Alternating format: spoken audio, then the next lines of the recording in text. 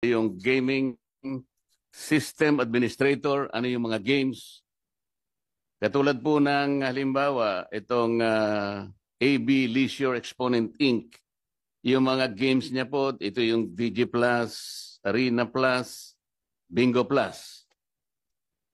Ito po yata yung nag-sponsor nung isang concert.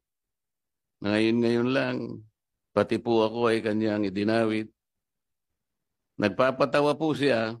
Nakita niya yung dating Senador Grace po na nagtatawa. Natawa po at siguro naging successful siya.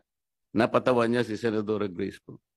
Bigla ba niya naman sinabi, tingnan niyo yung mukha ni Marcoleta kung matatawa kayo.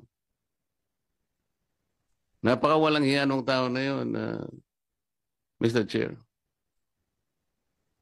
Ayaw ko na pong patuksin siya. Ang nag-sponsor po yung DG Plus. Kaya po lumalaki po eh. Gumagamit po sila ng mga ganong klaseng mga sikat na mga tao.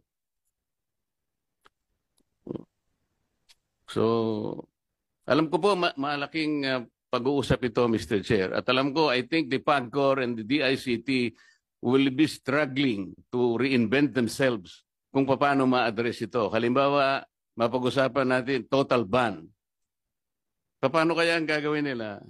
Sa ngayon pa lang, Mr. Chair, I would suggest, kung nandito po yung representative ng BSP, na silang nagre-regulate po ng mga e-wallets.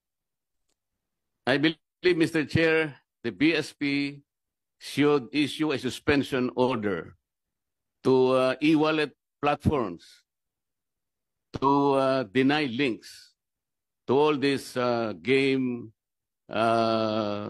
online game platforms para wala na pong wala nang pag-uusapan. Can the BSP do that?